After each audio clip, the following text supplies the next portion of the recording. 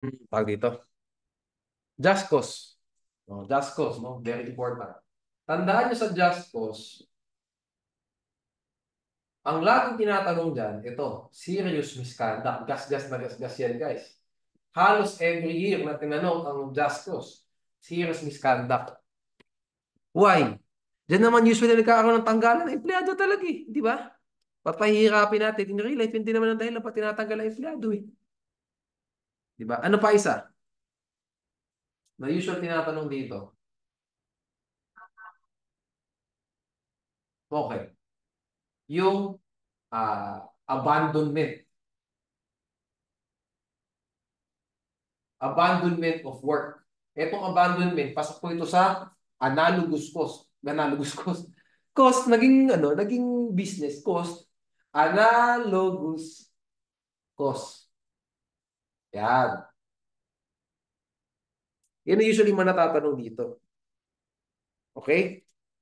Punta tayo anyway. I'll check na lang din. Mali pala guys, hindi pala 14 times. 16 times siyang tinanong for the past 10 years. Can you imagine? So, 16. Napakaraming taon na double 2 times siyang tinanong. 16 bro out of 10. Di ba? Anyway, ayan ang usual pong tinatanong dito, serious misconduct. At saka, abandonment. No? Iiba naman mga topics dito, nilagay ko naman sa pre-week reviewer, basahin nyo. No? Pero I want to emphasize itong dalawa na to. No? So, what are the requisites for serious misconduct? There must be a misconduct. Parang criminal law lang to. I-breakdown mo na lang konti yung elements. No? There must be a misconduct. It must be serious. Ang terminology po sa DO 14715, hindi serious. Ang terminology po dyan is grave and aggravated character. In other words, serious. Di ba? Grave and aggravated character. Ano pa? In connection, no? Dapat connected sa trabaho in connection with this work.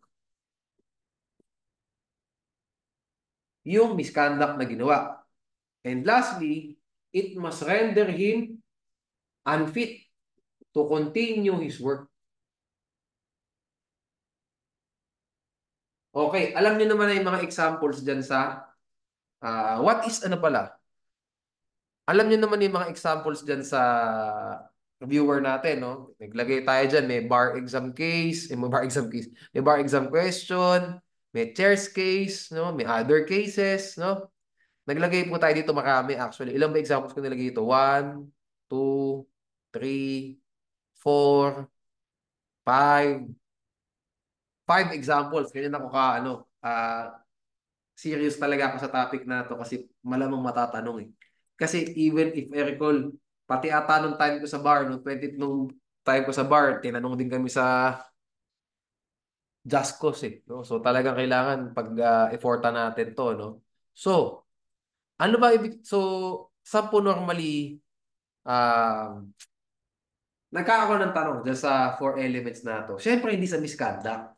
Malamang probably may misconduct, no? Kasi sabihin natin, kung wala talagang misconduct, wala namang maling ginawa yung employee, edi yun ang sagot nyo. Diba? Ialagay nyo pa rin sa bar exam answer nyo na, what are the 4 elements? Ialagay nyo, here, there was no misconduct. There was no misconduct committed by the employee. He was performing parang a lawful act, something like that. Kung ganun ang dialogue dyan, edi dito palang X na agad. O di walang serious misconduct, illegal dismissal yun kasi walang just cause. Okay? Pero sabihin natin, pahirapan natin ng konti. Sabihin natin may misconduct. Okay? Kaya po important yung 2, 3, at saka 4. Okay? Ang magkapatid po dito, yung number 2 at saka yung number 4. Serious. Sa sobrang seryoso niya, unfit na siya na magtuloy sa trabaho. Tandaan nyo, yan ang magkapatid. Di ba? Nakita nyo, the way we break down, kakaiba, no? Kasi gusto ko talaga yung mga patterns. I want to make sense of things. Di ba? Pag mga ganyang elements, requisites, kailangan we make sense of things eh. No? So that we have an easier time we can find it easier to recall everything. No? Kasi pag minemorize natin yan, fragmented, makakalimutan nyo talaga yung mga elements. Ang dami-dami ng just causes na yan, analogous pa. Like yung abandonment. So added elements pa yan. Mahirapan kayo. Okay? So kailangan, pag ganito mga may elements, you need to make sense of things. Kung may magkapatid dyan, may magpisan dyan, dapat pinag-connect natin. Pag nawala yung isa, malamang wala din yung isa. Pag ando yung isa, malamang ando din yung isa. Okay? Yun. No? Kung i-apply nyo sa criminal law, maraming ganyan. Sabihin natin sa accident, di ba? Sa exempting circumstance sa accident, paragraph 4. Di ba? Ano nakalagay dyan? Performing a lawful act with due care. Tapos sa dulo niya, without fault or intention of causing it. Kapag may fault, walang due care. Adi magkapatid yun. Kapag may due care, walang fault. Walang intention. Oh. Di ba? Pag wala isang element, wala isang requisite, wala din yung isa. Pag ando isa, ando din yung isa. Parang ito. Kapag serious yan, malamang sa malamang unfit na yan. Di ba? At kung yung misconduct ngayon, naging siyang unfit to continue his work, malamang serious yun. Di ba? It goes both ways. O, di nyo na makakalimutan yan. Okay? Misconduct, serious, grave, and aggravated character. No? Yung most technical term niya. No? Unfit. The misconduct renders him unfit to continue his work. And lastly, the misconduct must be in connection with his work. Okay. Gawin natin ng example. Ito, wala na to sa example sa ano top of my head lang to guys. No? Para makita nyo na parang mas may makita pa kayo mga examples. No? Hindi kayo mawala. No? Empleyado ka, may cubicle ka. Cubicle. So kung cubicle mo, syempre may PC. O ayan, PC yan. Monitor, keyboard, yung CPU. Ayan. Ayan, yung ano mo, may mouse. Kulang ng mouse. Unang kaliwete ka, ito yung mouse mo. Ayan, kaliwete. Ayan, kaliwete, nakakonect yung mouse. Ayan, ayan, nakakonect. Pati ka CPU. Nahuli ka ng employer mo na nag-Facebook habang working hours. Alas 3 ng hapon. Nakita ka ng employer mo, nag-Facebook ka sa company computer. Pwede ka ba tanggalin sa trabaho? Isang beses ka lang nahuli. The answer is no. Was there a misconduct? The answer is yes. Misconduct yung ginawa mo. Ba't ka naman nag-Facebook, di ba? Habang nagtatrabaho tayo. Kaya lang bagsak dito. Sa serious at saka sa unfit.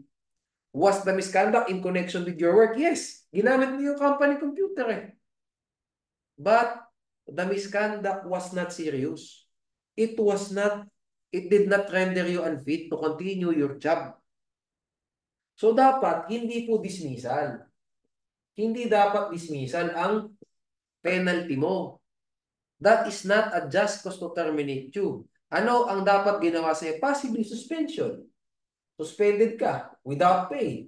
I can understand that. That is ipagtatahi-tahi ko na po lahat this is a valid management prerogative. Valid exercise of management prerogative. Kasi tama naman suspend ka kasi mali ginawa mo. Suspend ka 1 day without pay. That is okay. That is proportionate, not excessive to what you committed. O di, walang problema. Pero, that is not a just cause to dismiss you. Kasi hindi siya serious misconduct. O. So, ano mangyayari dyan? Pag tinanggal ka mo sa trabaho dahil nahuli ka nagpi-Facebook, illegal dismissal yun. Ganon ang style. Di ba? Napagtahi-tahi natin lahat, pati management prerogative. Minsan, wag niyo pahirapay sarili niyo sa cases. Kailangan, you make sense of things, guys. Di ba? Para niyo mapagtahi-tahi lahat ng bagay, hindi naman ipoprovide sa inyo lahat ng cases eh. Okay? Kasi syempre sa cases, ang itinatakal po ng Supreme Court, kung ano yung normally, kung ano yung mga issues raised by the parties. The parties cannot raise all the issues they can, that we can ask. Diba? Maraming mga issues, maraming mga singit-singit, maraming mga angulo na pwede tayong itanong. Diba? Theoretically. At maisip. Diba? And not everything can be answered by the cases. Some can be answered by your analytical skills. Like this one. O di ba napagtahi-tahi niyo yung valid exercise of management prerogative. Yung management prerogative, just cause, suspension, termination, serious misconduct, mapag-connect-connect. Why? Dahil po dito sa second at saka sa fourth. Yung seriousness at saka yung unfit. Baguhin natin ng konti. Paano kung 3 beses ka nang nahuli? Facebook. Can we consider that a serious misconduct? The answer is yes. Ano pinagkaiba? Kasi guys, repeated na. Repeated misconducts na siya. We can say na grave na siya. And aggravated. Ilang beses ka na, Brad, na-suspend. Hanggang ngayon, nagpe-Facebook ka pa rin. Adi ka na ata dyan. With that being said, dahil hindi ka talaga mapigil, na adi ka na dyan, talagang not disciplined ka, hindi ka disiplinadong empleyado, we can say na unfit ka na to continue your work. At the end of the day naman po, ang labor cases naman, di ba, substantial evidence lang naman. Hindi naman kailangan preponderance eh. Basta may substantial evidence to show na may serious misconduct, valid, may just cause. Okay? What is substantial evidence, no? Such an amount of evidence that is adequate, di ba? To ano ba 'yun? To anyway, let's be precise about it, no. Iutak ko kasi nasa labor eh. So, lang, ibabalik ko lang muna sa rules on evidence.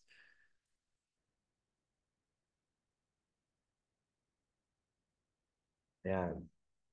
Substantial evidence is such relevant evidence as a reasonable mind may accept as adequate to support a conclusion. So, adequate ba yung facts? Pinakita mo talagang thrice na warningan, thrice na suspend kasi nagki-Facebook lagi, nakalagay sa log sheet, nag-test ni at affidavit yung nakahuli, yung supervisor, nakita sa CCTV, nagki-Facebook nga siya.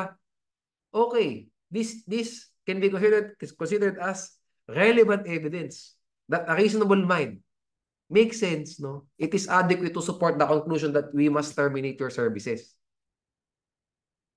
Di ba? Hindi naman kailangan preponderance, substantial lang. Eh, ilang beses mo nang ginagawa. Ilang beses ka na rin binawal, ginagawa mo pa rin.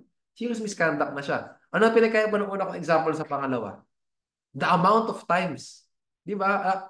Hindi ko binago yung act. Hindi ko binago na dati, nag-Facebook lang, next thing, nanuntok na ng kapwa niya. Hindi ganun example ko. Similar examples, dinagdagan ko lang yung repetition, di ba? Instances. Di ba? So ngayon, mas nakikitibihan nyo. Di ba? Ganun pala, no? Ilang beses ko na sinasabi ito sa discussion. No? I would just like to reiterate it, no? Hanggang sa maalala nyo talaga. No? Pag gagawa ka ng examples, pinakamagandang related silang example. Similar examples. Kasi guys, hindi niya makukuha talaga yung essence ng mga adjectives. What is serious? What is serious? Hindi niya magaget yung essence na yan. Hindi niya magaget what is grave, what is aggravated, mga adjectives na yan, if hindi po similar yung examples. Diba? Kasi pag magkaiba examples na yan, hindi kayo nagkakaroon ng parang distinction sa isip nyo. Sige, pag ganito, pag tinansya natin to, ito, not serious. Pero pag to tinansya natin, serious na. Makukuha nyo yan kapag similar examples. Anyway, you get the point, no? So, punta tayo sa abandonment. Baka, baka ulit, baka. Sa abandonment, may dalawang elements, no?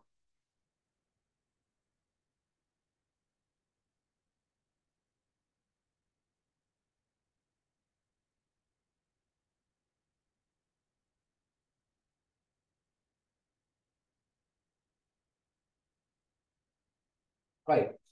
Abandonment.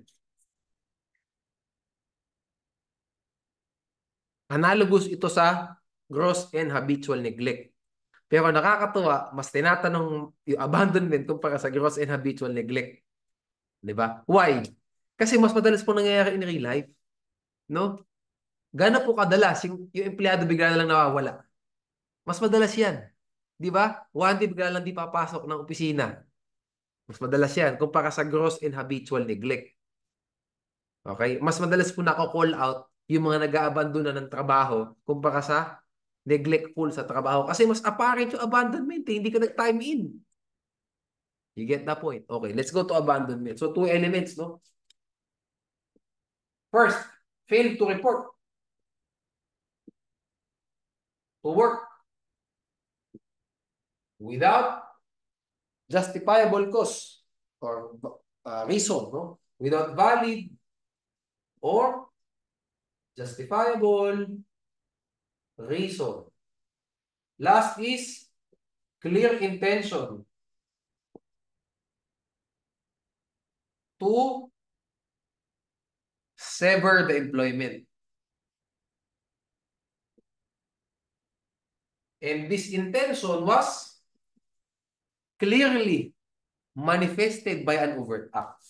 This intention was manifested by an overt act. Okay, ito po ang opinion ko lang dito, no? Dito po sa abandonment of work, sabi po sa kaso, ito po kaso na to 2009 case, CRC versus NLRC. Nakalagay po dyan, two elements, no? Two requisites. Kaya lang para po sa akin, apat talaga yan.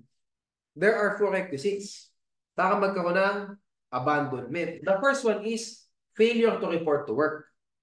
Para sa akin lang hatiin nyo yan. This is the first element. Failure to report to work. The second element is the failure must be without valid or justifiable reason. Kasi pwede nag-fail ka mag-report sa work eh. Pero kapag, kaya ka umabsent, kaya ka nag-awol, kasi na-hospital ka, justifiable reason. Siyempre, paano ka naman makakapag-send pa ng medical certificate mo, na-hospital ka na nga. Diba? May justifiable reason tayo. So, two elements para sa akin yung first one. Next. Okay. Clear intention to sever the employment. Hatiin nyo. And this was manifested by an overt act. Okay, so apat, tandaan natin. Failure to report to work without justifiable or valid reason. Clear intention to sever the employment. And lastly, this intention was manifested by an overt act. Ano po yung pinaka-important na elements dito para sa akin? O yung phrases na lang, ng elements. What are the most important phrases in this case?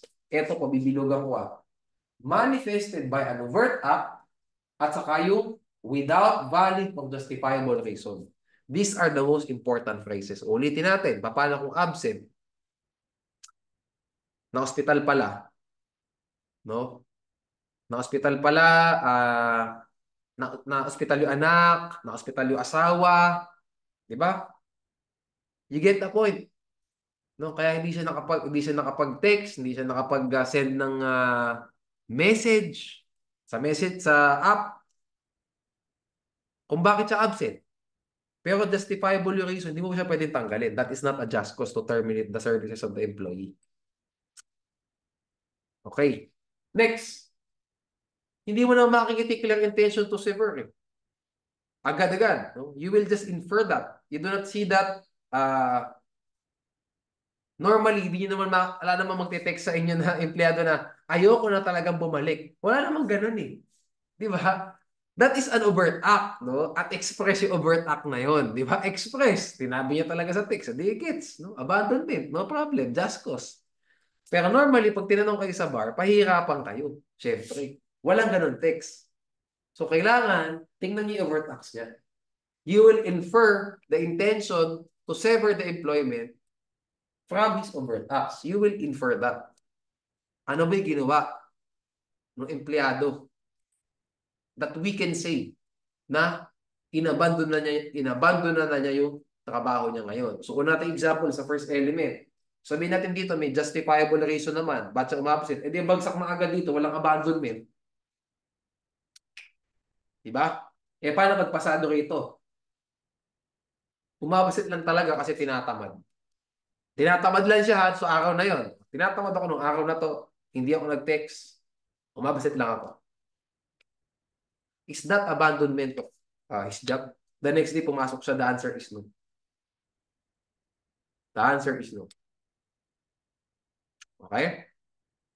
If ever saan siya papasok pag gano'n ng dialogue, pag gano'n ng instance, sa gross and habitual, neglect of duty yun. Di ba? Twice ginawa. Umabsent kasi tinatamad.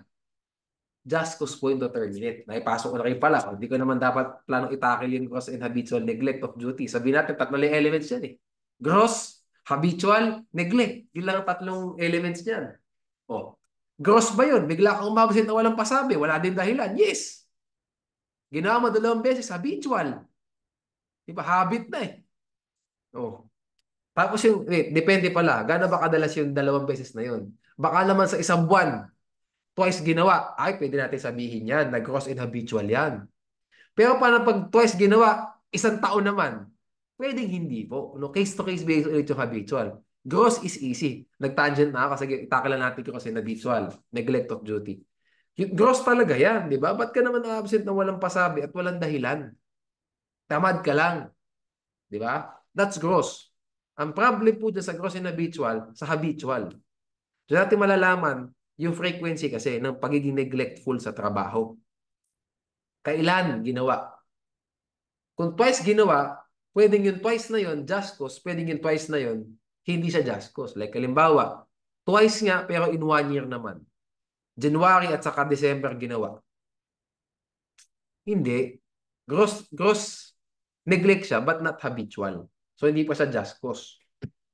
Okay. Pero pag ginawa siya twice in 1 month, gross and habitual yan para sa akin. You can argue that in the bar na this is habitual already. Kasi frequent siya in 1 month, di ba? 20 days lang ang pasok ng empleyado normally. Twice, 2 times doon, di ba? 10%.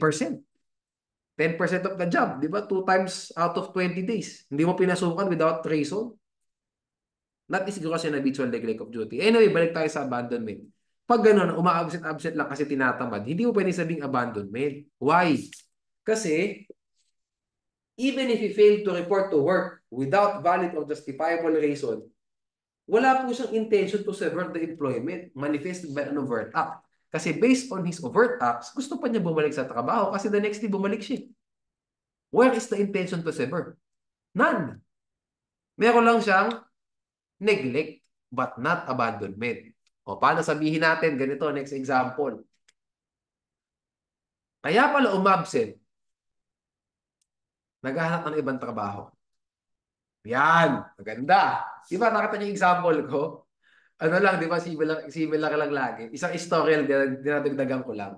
Di ba, mas madali talaga pag ano, mas maintindihan niyo talaga. So, in this case, umabsent 2 times, sabihin natin.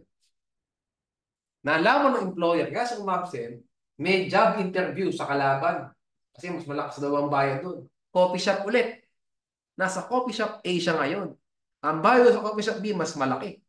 O, nagpa-interview siya 2 times sa coffee shop B. Nalaman ng employer to. Pictures and everything, nakuha na ng picture sa loob ng cafe para lagi interviewin sila ng manager. Pwede ba natin sabihin abandonment na yun? I can argue yes.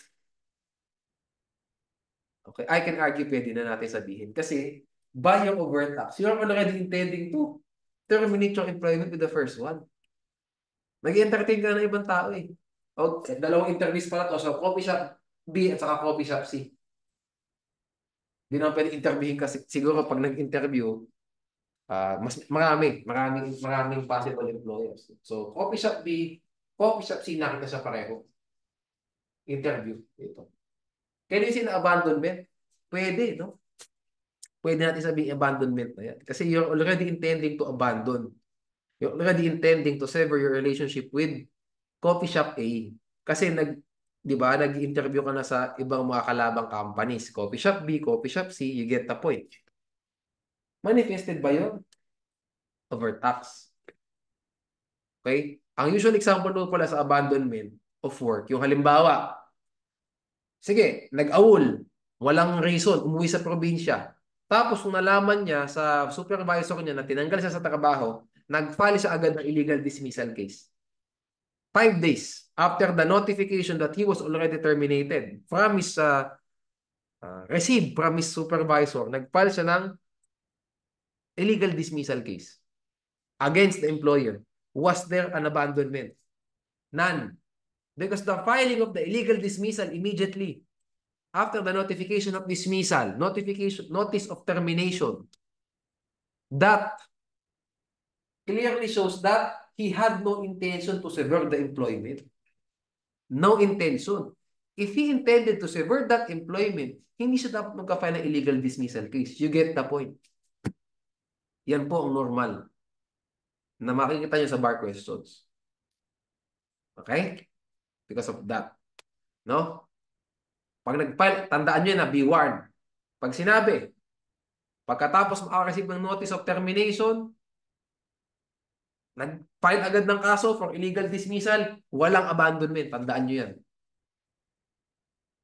Kasi the second element is missing. Even if present to, nag-awol. Present man yan. Absent yung pangalawa. Diba? No intention. So what's the most important element in this ground, in this just cause? The second one. Tandaan nyo, the second one is the important one talaga dyan. Kasi normally, kung papahirapan kayo sa bar exam, talagang papakita sa inyo dyan na nag-awol yung empleyado. Nag-awol siya, walang reason. Kasi madali bar question kung nag-absent siya kasi may sakit eh. Napakadali. Di ba? Paano kayo pahirapan? Awol talaga, walang reason. However, nagkakatalo sa second element. Probably sa iba dapat nag-ground, ipinasok yung empleyado para tanggalin sa trabaho. Dapat hindi sa abandonment. Dapat sa gross and habitual neglect of duty. Ganon. Okay? You get the point, guys? Wag mo sabing abandonment kung agad-agad nag-file ng illegal dismissal against you. Kung employer ka. Okay? Move tayo to the next topic. Just cause procedural due process naman.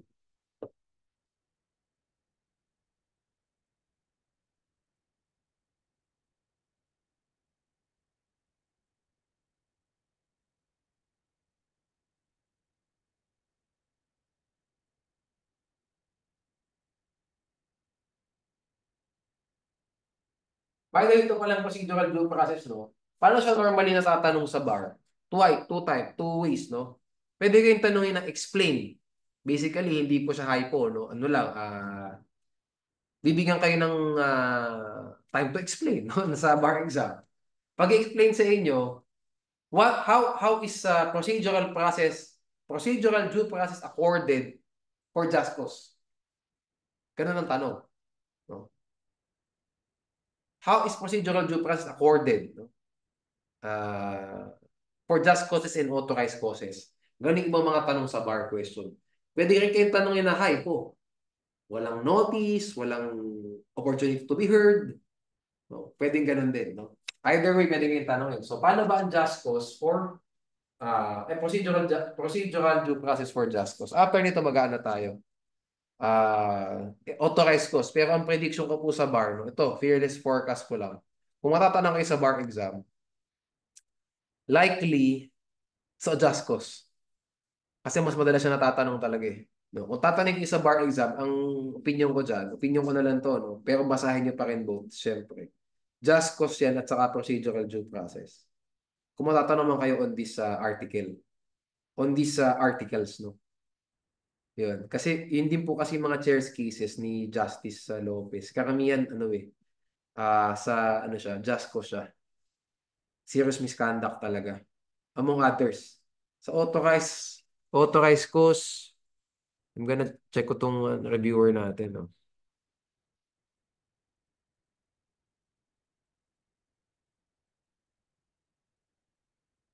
Ano po dito? No? Wala. No? Redundancy, wala. Sa labor saving devices, wala. Retrenchment, wala din. Sa closure of business, meron isa. Ayun. So, kung matatanong pala tayo sa authorized cause, pwede sa closure of business. No? Sige, sige. Yun pala, no? So, pwede pala. However, yun nga, sa dami po ng kaso ni Justice Lopez sa authorized cause, opinion ko talaga dyan, malamang doon ang tanong. On top of, aside from that, procedural due process for just causes. Tackle natin, no? Procedural due process. Napakasimple, no? Twin notice and hearing rule.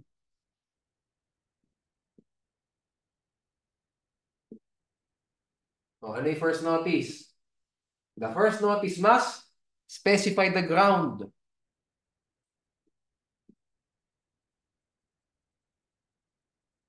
Specify the charges against him.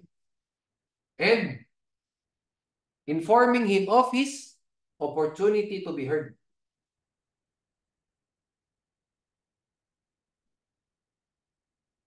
Okay.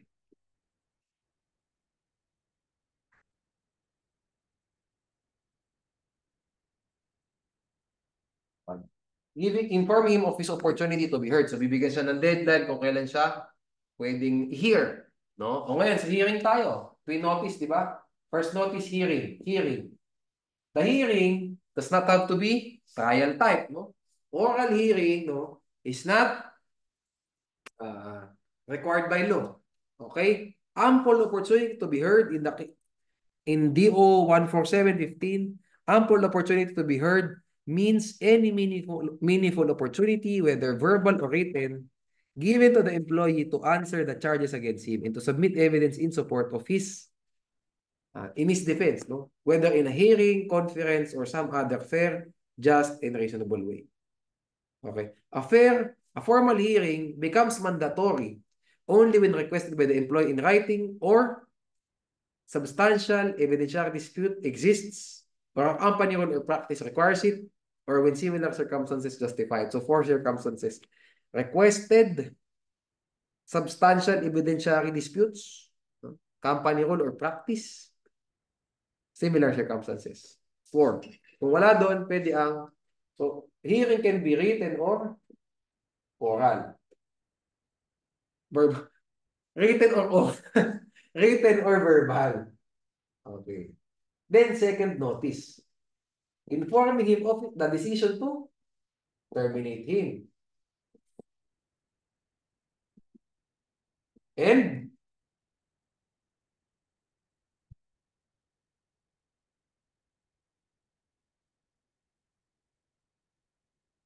the decision to terminate him after considering the evidence presented in the case. Okay, so yan po yung kailangan nyo sabihin sa bar exam pag pina-explain sa inyo kung ano yung just causes, basically.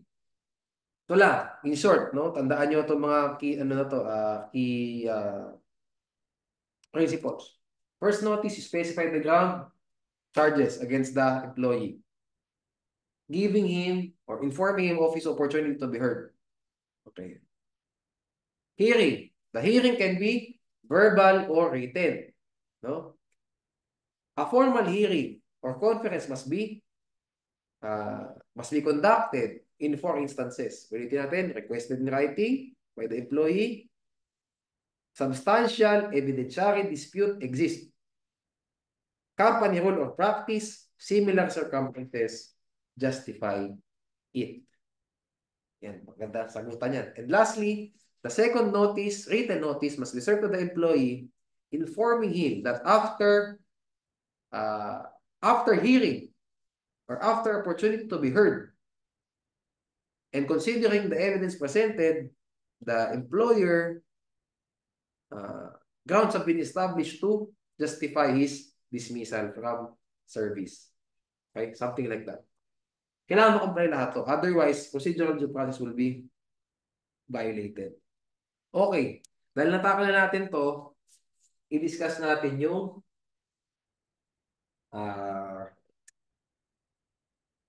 scenarios. Just cause tayo sa procedural due process. Just cause, meron. Procedural due process, complied with. May claims ba yung employee laban sa employer? The answer is none. None. No claim. Okay? Next scenario. May just cause, walang procedural due process. May claims by employee sa employer? Yes. Tandaan nyo to. The dismissal is illegal. But procedural due process was violated. Thus, may claim for damages yung employee. Anong damages ito? Nominal damages. Okay? Tandaan nyo yan. The dismissal is legal. In other words, in effect, the employee will still be terminated from from the job. Okay? Kaya lang, magbabayad po ng danyos yung employer for violating procedural due process. Next. Walang just cause pero may procedural due process. O di illegal dismissal. Diba? Ano yung mga claims mo dyan? Reinstatement, diba? Reinstatement, back wages. Kasi natin shorts ko. Back wages, reinstatement, damages, no? Attorney's fees. Pwede, no? Sa labor arbiter. Lastly, walang just cause, walang procedural due process. Di alam nyo na.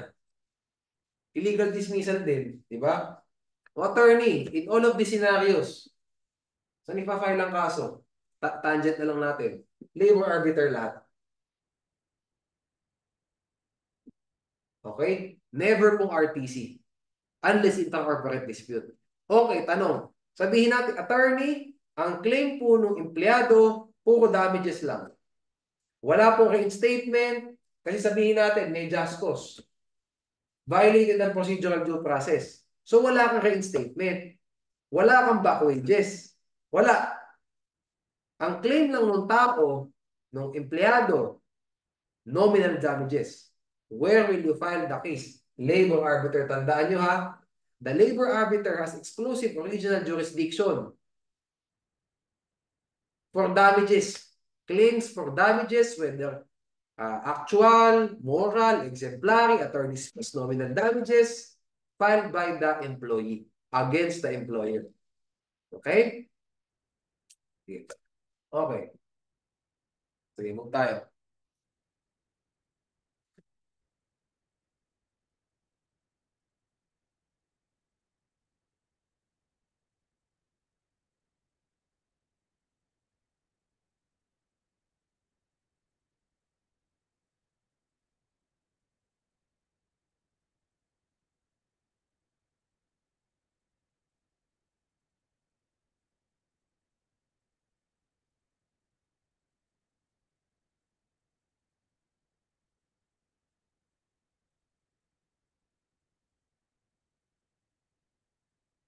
Next topic. Ano pala tayo? Sa authorized cause pala, itatakal ko na lang yung ano. Sasabihin ko lang sa inyo, di ko na isusulat. Sa authorized cause, ano yung procedural due process sa kanya? Tandaan nyo to. Written notice. Dalawa. To the employee and the Secretary of Labor and Employment within 1 month. Okay? At least 1 month pala. In advance of the date of termination. So, pwedeng 2 months in advance, no? Pwedeng 3 months, pero dapat 1 month. No? Hindi pwedeng 15 days. Why? Kailangan po maganda kung mahaba para syempre makapag-prepare ng empleyado sa eventual termination nila. No? Nalulugi na yung negosyo. Bigyan natin ng chance yung mga empleyado para makahanap ng bagong trabaho. Pag sinabi mo yun 1 week before the date of the termination, di ba? Masyado silang mapipressure to find new work. Okay? So, at least 1 month.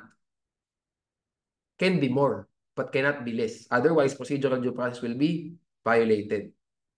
Okay? Posting lang.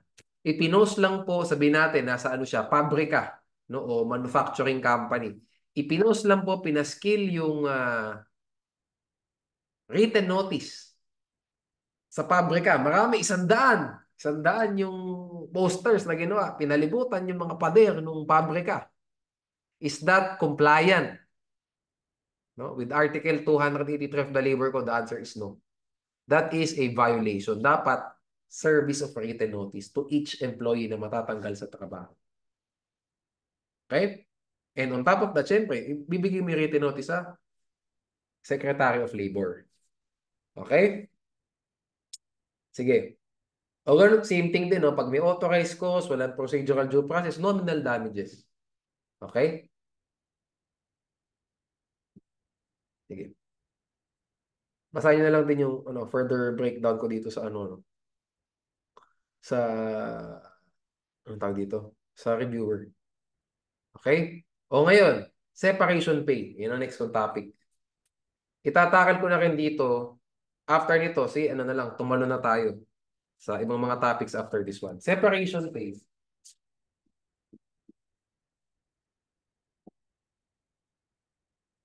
Tandaan nyo sa Just Cause, wala. Ever. Nothing. Okay? Authorized cost meron as a general rule. There is, no? For the amount, tingnan nyo na lang yung table na ginawa ko sa reviewer. May isang exception po. If closure of business due to losses. Pag nag-close ka ng business due to losses, no separation pay. Aba, nagsara na yung negosyo, walang pera, magpapaseparation pay ka pa. Diba? Ano ibabayad ng employer? Wala. Diba? Pero tandaan nyo to retrenchment din. Pwede ka kasing ang isang employer nag-retrench ng empleyado kasi nalulugi negosyo. Kahit na nalulugi negosyo, bukas ka pa naman, nag-ooperate ka pa naman, may separation pay. Okay? 1 month or 1/2 month per year of service. No? 1 month or 1/2 month per year of service. Okay? Retrenchment. Closure because of losses. Nothing. Nagsara na nga hindi na kinaya. Huwag mo nang pagbayarin. Pero pag nag-close ka ng business, not due to losses, sabihin natin, tanatamad na lang. No? Pagod na magnegosyo, ayaw na, pero profitable naman yung business. Magbabayad ka ng separation pay. Okay? Sige. Okay. Pwede na yan. Tandaan nyo, just cause walang no separation pay. Unless nasa CBA, syempre. Kung nasa CBA, na kahit na just cause ang termination sa'yo, may separation pay pa rin, magbabayad ka ng separation pay. Okay? Sige. Same thing po, no? Ito pala, tangent, wala to sa discussion natin. Voluntary resignation. Talagang voluntary resignation naman, guys, no? Wala namang walang constructive dismissal. Talagang mag-resign po siya kasi mangingibang bansa na siya, sabihin natin. Mag-migrate na siya abroad. Okay.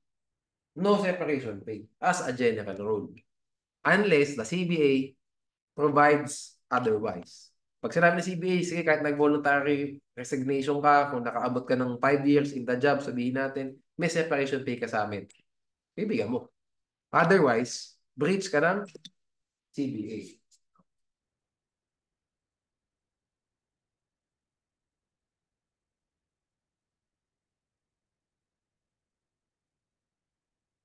Actually, pwede mo sabihin ano yun eh. Ayan na tayo. Pwede mo sabihin unfair labor practice yun eh. Kasi sabihin natin, clear naman, no? Precise, nakalagay sa CBA na pag nag-voluntary resignation, may separation pay. Pero hindi mo binayaran. Kahit na nakalagay talaga dyan. We can say na gross violation of the CBA yun eh. Gross violation, malicious, refusal, failure to perform the economic provision in the CBA. We can consider that as ULP. So may exposure pa to criminal liability yung responsible officers sa company dahil sa hindi pagbigay ng separation pay sa tao. No? Tandaan niyo yan O yan, speaking of ULP, tackle nga natin. Sige.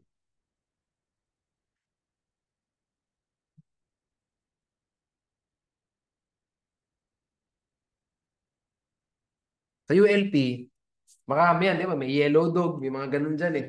No? Pero tandaan nyo sa ULP, bago pa na tayo start sa discussion sa ULP. Ang lagi nyo itatandaan dyan, ibaon nyo lagi yung first ground. Baon yun, guys. Okay? Whatever happens, that can be a valid answer. Parang sa SIPRA lang yan.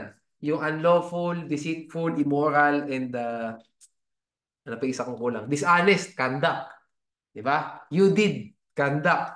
Unlawful, dishonest, tama ba ako? Immoral, deceitful. Yan, marami na cover yan. Di ba? Nagpatalbog ng cheque. You did conduct. Di ba? Fraud, you did conduct. Di ba? May asawa, ng babae, you did conduct. Hmm. Bigamous marriage, you did conduct. Parang ganun po sa ULP yung itong phrase na to. The employer interferes, restrains, or coerces the right to self-organization of the employee. Parang catch-all provision po yan. Okay? Parang catch-all provision. Lahat ng pwedeng ULP dyan, pasok doon. Okay? Yellow dog. Tama ba ako? Yellow dog ba yun o blue dog? Yellow dog, no? Yellow dog contract yun. Pagkakaano ko eh. Yellow dog contract. Yep, tama naman ako. Okay, yellow dog contract sa labor law. So lahat yan, guys, pasok doon sa interfere, restrain, coerce. So sabihin natin, kayo naman, it's your job din naman to memorize all the grounds provided in the labor code for ULP. Especially ULP by the employers. Kasi normally sila naman talaga nagko-commit ng ULP, hindi naman yung labor organizations eh. Okay. With that being said, yun, if you will learn anything from here, from me sa ULP, do not forget yung una na yun. Kasi pasok lahat dyan. Okay? Sige. The Employers Act of Preventing or Discriminating Against an Employee. Di ba? Because he joined a labor organization, interfered with, restrained, and coerced his right to self-organization. Di ba? Thus, the employer committed unfair labor practice. Pwede. Pwede mo rin sabihin ni specific, di ba? Yung act of discriminating against an employer for joining, participating, assisting, forming a union, di ba? That is an unfair labor practice. Pwede nyo sabihin nyo, pwede nyo sabihin nyo, sinabi kong catch-all provision, you get the point. Okay. Sige. Sa gross, ano tayo, tandaan nyo, sa CBA. Ito, kapag political provision, tandaan nyo to, ang violate,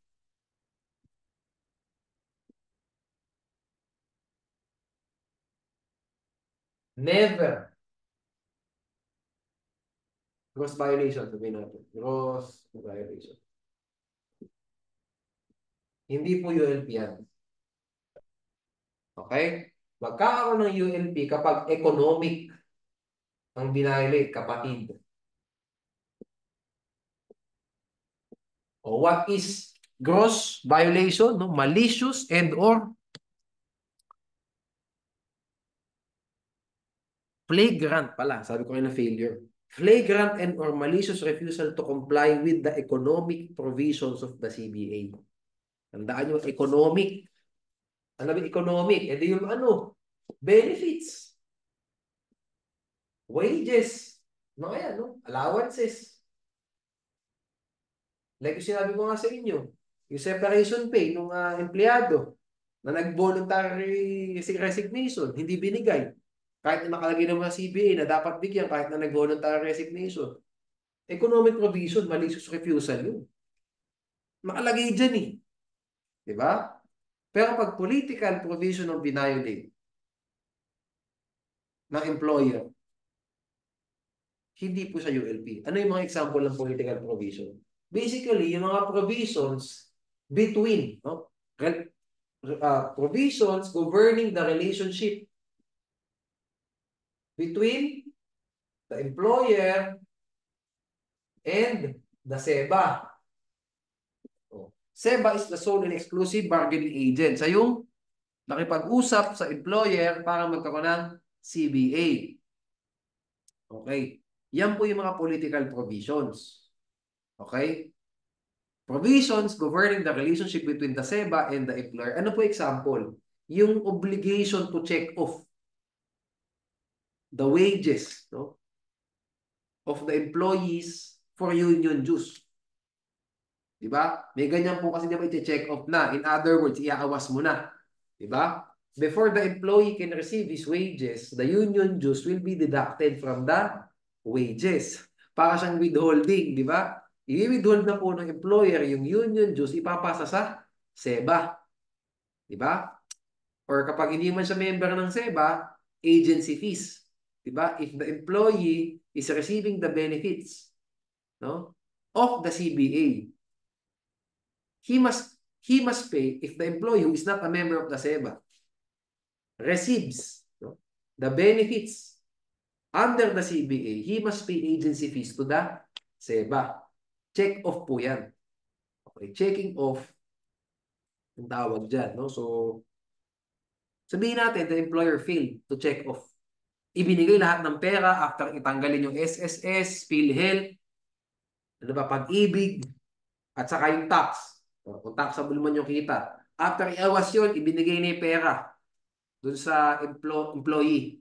Hindi po inawas yung union dues, hindi chinek off. Question, was there ULP? The answer is no. Kasi that was a gross naman din talaga, no? That is a gross violation of a political provision. Check off. Political siya. Hindi naman sa economic. So it's not ULP, no? It is a violation of the CBA, do. So paano? What's the remedy? Ayan. Tingnan nyo, nagsanga-sanga na tayo. Ganyan talaga, no? Kaya gusto ko talaga i-labor, eh. Kasi talagang napapag-connect-connect natin, no? Isang topic lang, gumugulong na yung ano natin, yung discussion. O, attorney, paano pag yun nga, cross violation ng political provision, what's the remedy? Nag-check off. The remedy is you submit the dispute for resolution to the grievance machinery. O, attorney, paano pag ULP, economic provision? Where do you file the case to the labor arbiter? Matik yan, guys. Pag ULP, labor arbiter na. Bakit? Matindi yan eh. ULP yan, guys. Unfair labor practice. Matik yan. Dapat dadali mo sa gobyerno. On the other hand, kapag gross violation ng political provision, sa grievance machinery lang. The grievance machinery is provided in the CBA. Okay? Naka-CBA po yan. So, ngayon sabihin natin, o hindi po, ang gagawin po ng grievance machinery, wala po decision dyan. Ang gagawin lang ng grievance machinery is to amicably resolve the dispute. Kung ano man yan, no? Dapat chinek off nyo, dapat ba hindi? Okay. Yun lang yun, no? So, ngayon, wait lang, I need to, I need to,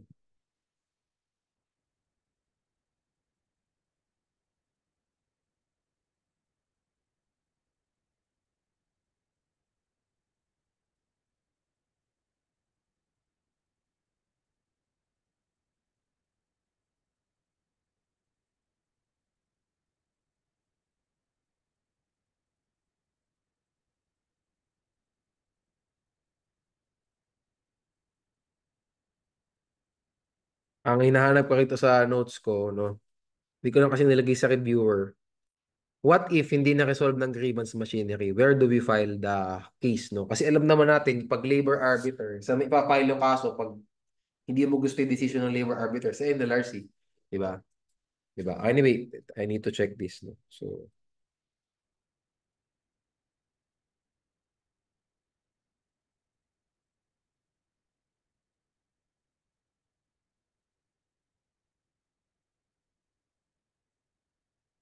ito pala, no? By the way, non-economic or political provisions of the CBA. What are these? Union Security Clause, grievance procedures, labor management cooperation schemes, and other provisions without monetary value. Yan. Okay, so yan po ang ibig sabihin. No? Iadagdag ko na din sa reviewer to.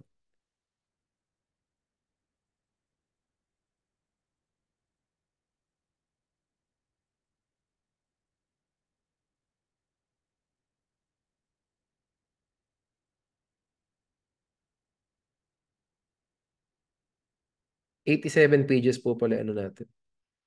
Yung pre-week. Kailangan ko makita to sandali lang. Nawala sa isip ko. I don't wanna say the wrong thing din. Okay. Ayun.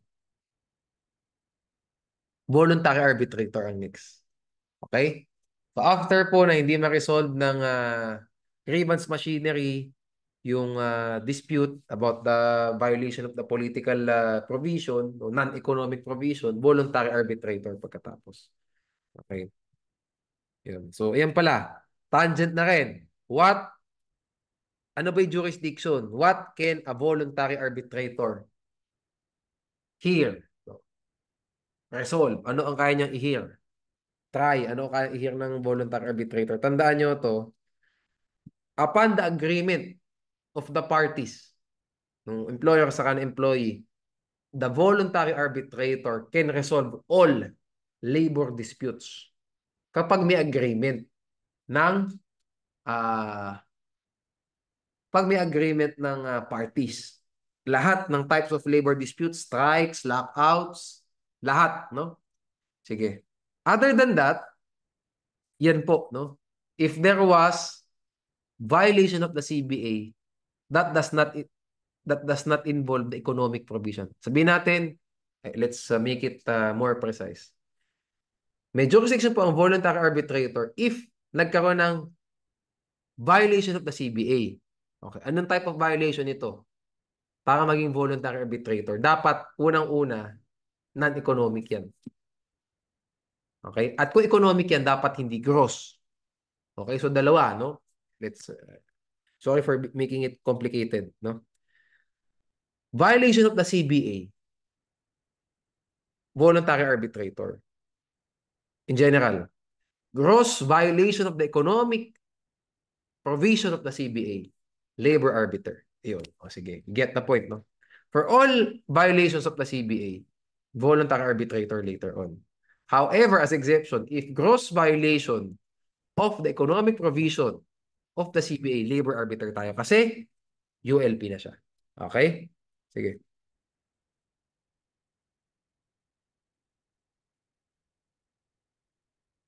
Meron ako nakita dito kanina. Ano ba yun?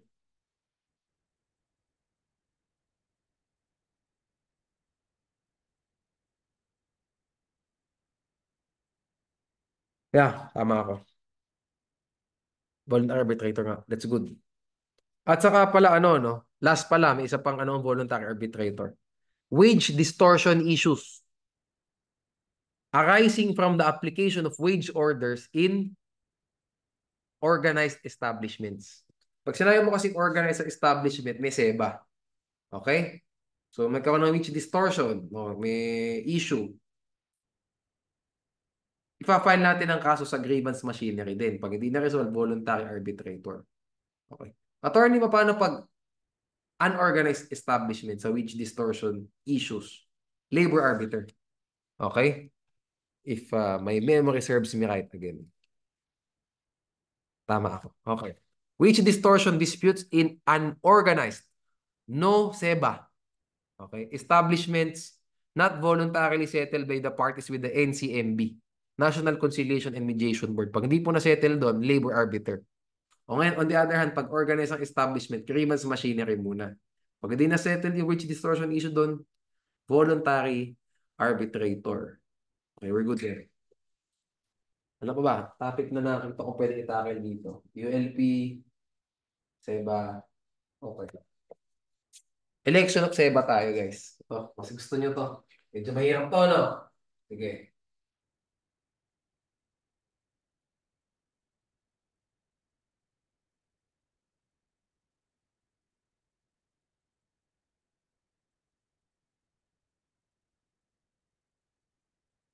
Siguro ano tayo, ano pa ba yung mga pwede kong topics itakil dito? Ano tayo, last two topics, no? The rest, read my reviewer na lang. Ang last two topics ko itatakil, election of SEBA at saka valid strike. Kasi ito po yung medyo tedious yung process, no? Gawa natin ng ito yung sinasabi ko. I would expound further. Ito sinabi ko isang goals natin dito sa discussion natin ngayon. Chat niyo ako kung mas maganda yung whiteboard, no? Kaysa yung nagsasalita lang ako sa laptop. Sige. Kasi gusto ko yung mas di ako napapagod sa ginagawa ko ngayon. No? Mas nag-enjoy ako. Okay, election of SEBA. Sa election of SEBA, Ano yan? I-assume natin certification election. Okay? Assume na natin kasi tatlo yan eh. No? May certification election, may consent election, tapos merong, wait lang. I need to confirm my notes para precise tayo. At saka, request for SEBA certification. Sa certification election na tayo, guys, no? Sa certification election, itakal natin yung process, no? Iba naman mga notes dito na ilagay ko na yung the employer is a bystander, mga ganyan. Kaya nyo nang basahin yan. Ang i-explain natin dito yung proseso ng pag-elect sa isang SEBA. Okay.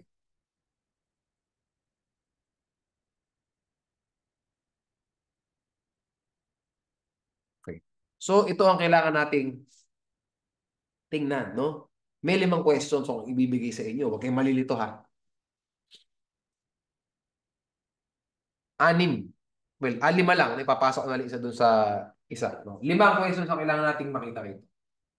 Una, was there a valid election?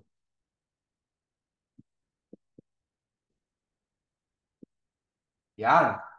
Second question, assuming that there was a valid election, may valid election, was there a winner? Yan. Diba? Ganyan ang style. O ngayon, assuming that there was a valid election, but there was no winner,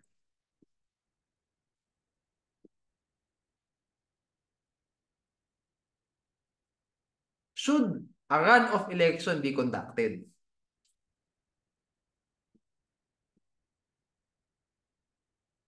Ay, ba't na-check? Mali, hindi check. Question. 5 pala, tama, 5. 5 pala, 5. O ngayon, assuming that there was a valid election and there was no winner and a runoff election will be conducted, who can win in a runoff election? Who wins? O winner na naman ulit. Winner. Okay, fourth question. Tapos, 4 na pala, no? 6 pala, guys. Wait lang, to. Number 5, saka 6. How can there be failure of election? And what is rerun elections? Ang daming election, no? Tinalo pang eleksyon ng Pilipinas. Okay. Pero ganyan po talaga. Maraming questions dito, no? Mas maganda po ito, no? Tandaan nyo. Instead of making yung parang ano, kasi sa remedial, no, ginagawa natin madalas yun. Ginawa ko din kayo sa pre-week reviewer ng parang table, yung parang tawag doon, yung parang roadmap. Ginawa ko din kayo ng ganun sa remedial law. Sa labor law, napansin ko mas maganda yung question type. Tapos, sunod-sunod na ganun yung process. No? Okay. Okay, let's go. Tackle natin. How can there be a valid election? Dapat majority of the eligible members in the collective bargaining unit must vote. Okay?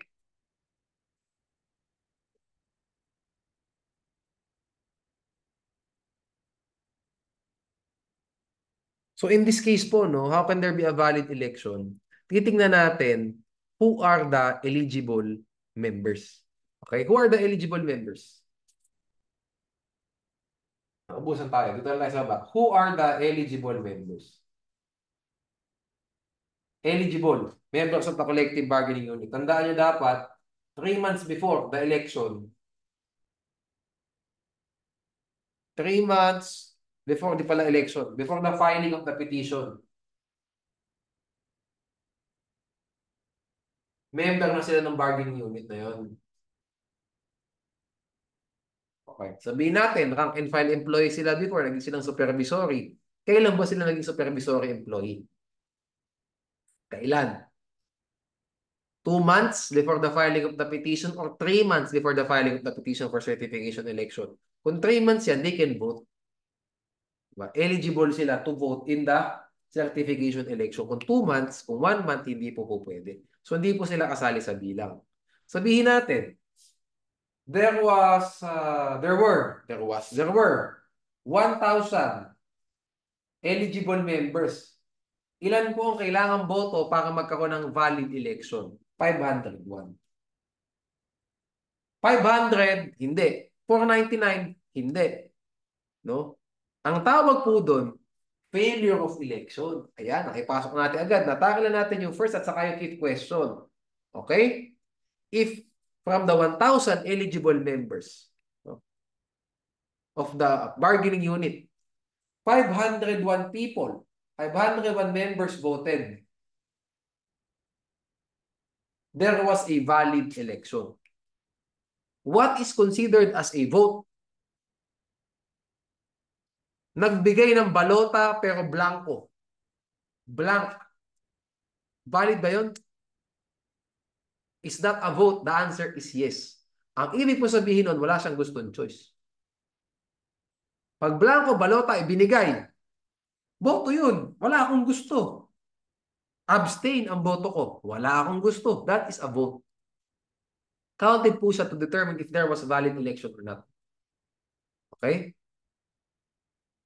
Sige. Okay. Yeah. Paano kung 500 lang ang bumoto? Ulitin ko, failure of election ang sagot doon. Okay? Attorney, lalaktaw tayo. Attorney, pag nagkaroon ng failure of election, ibig sabihin, invalid election. Tama kayo. Invalid yung election. No? So, dahil invalid ang election, sabihin natin, what is your remedy? Diyan na po papasok yung 6th question natin. There can be a rerun election. Okay? A rerun election is conducted after a failure of election has been declared by the election officer. DO number 4115. Okay, so yung first question pala natin, sangay siya ng, yung 5th at saka 6th question natin, questions, sangay pala siya nung first question natin. Ayan, tama pala buti pinagtapat ko. Okay? So, pag walang valid elections, hindi majority bumoto sa bargaining unit concerned, failure of election. What's your remedy? To conduct a rerun election. When can you conduct a rerun election? Within 6 months from said declaration. Sabi po dyan, within. Sabihin natin June 1, nagkaroon ng failure. Failed. Failed. Ayan. June 2, pwede na ba? Mag-rerun? Yes. Kasi sabi po ng provision, within. Anytime within 6 months from the declaration of the failure. E di 1 day after, pasok. 1 week, pasok. 2 weeks, pasok. Election na naman. Okay? Tandaan nyo ha, magkaiba yan. Iba ang rerun sa runoff. We will tackle the runoff election later on. Okay. How can there be, assuming na may valid winner naman tayo, no? How can there be a winner? Buburahin ko itong nasa baba.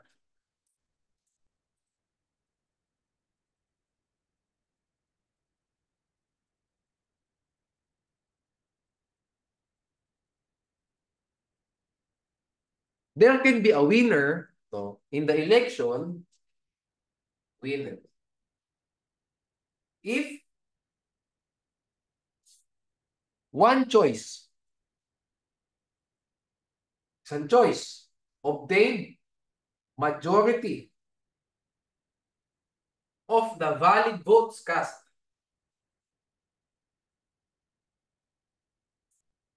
in the election. Tandaan nyo, in order to determine if there is a winner, it presupposes that there was a valid election. Hindi pwedeng magkaroon ng winner dyan kung walang valid election. So pag tinanong kayo, did Union A win the elections? Una nyo munang i-check dapat, was there a valid election in the first place? If there was no valid elections, failure of election yan. Kahit ano pa man ang boto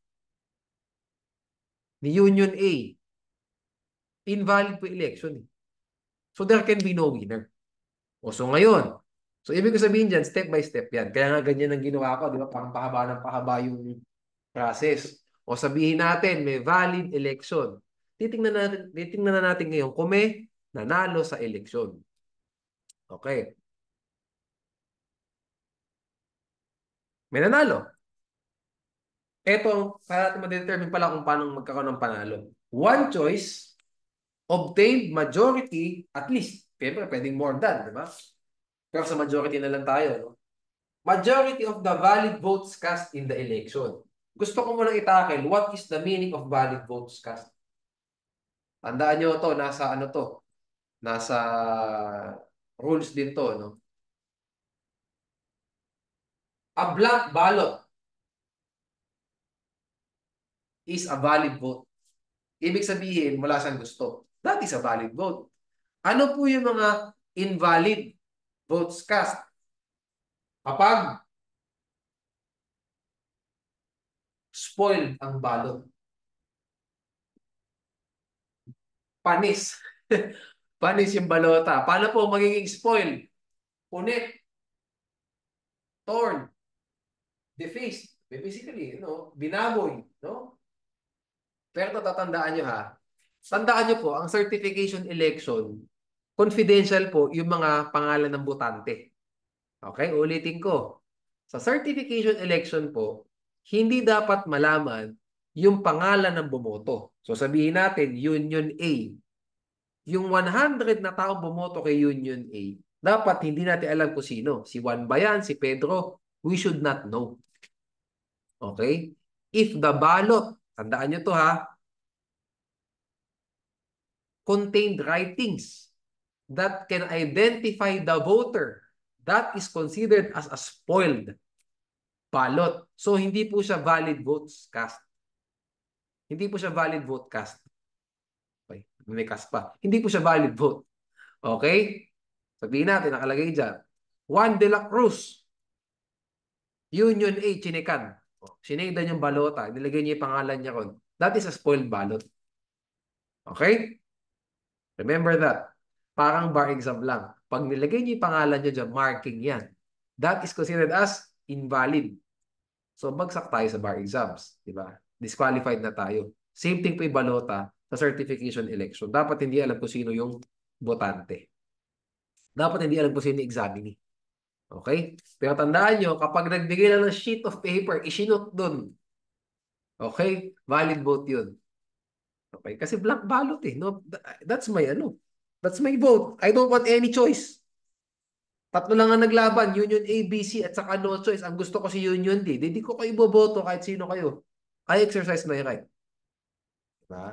Okay. So ngayon, sa majority na tayo. How do we determine majority? Yeah.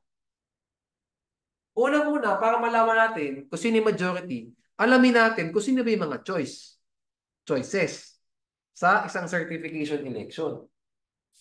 Choices. Sabihin natin, maraming magkakalaban. 4 na unions.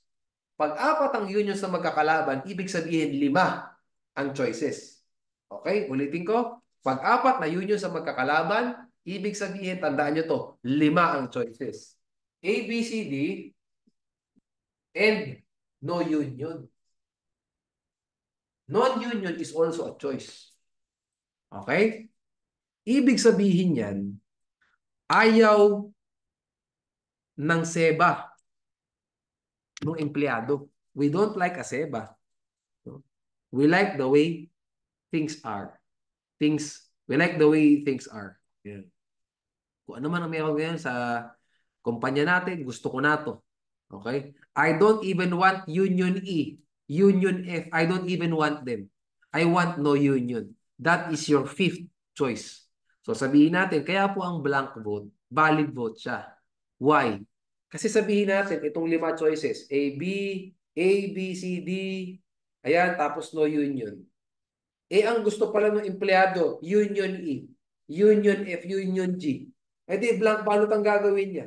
That is a valid vote. Eh, paano kung ang gusto ng empleyado, wala talagang union at all. A, B, C, D, E, F, G, H, I, J. We don't want any of them. We do not like, we don't like ASEBA. No? Gusto namin kung paano galawan ngayon. No union ang boto. Okay, so 5 choices po, no? A, B, C, D, no union. How can we determine majority? Bibilangin niyo po siya from ilan ba yung bumoto. Okay, so sabihin natin sa recent example natin, 1,000 ang members ng eligible members ng collective bargaining unit. Ilan ang bumoto? 501. So ilan ang magiging parang denominator natin? 501.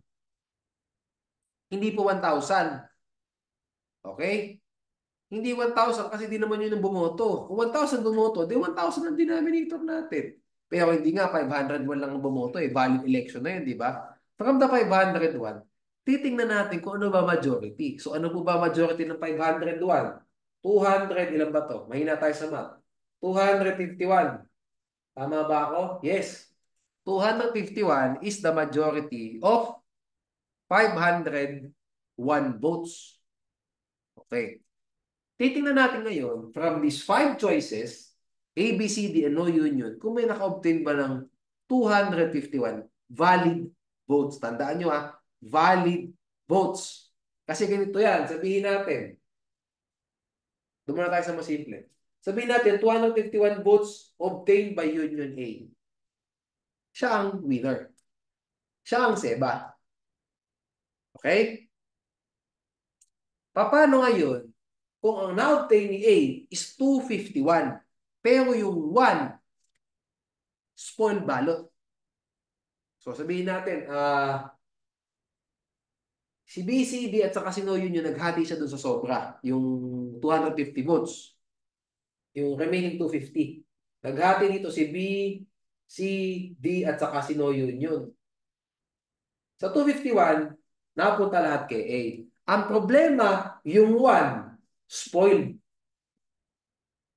What happens? Ang magiging boto dyan, 250 for A, 250 spread out kay BCD at saka kay No Union.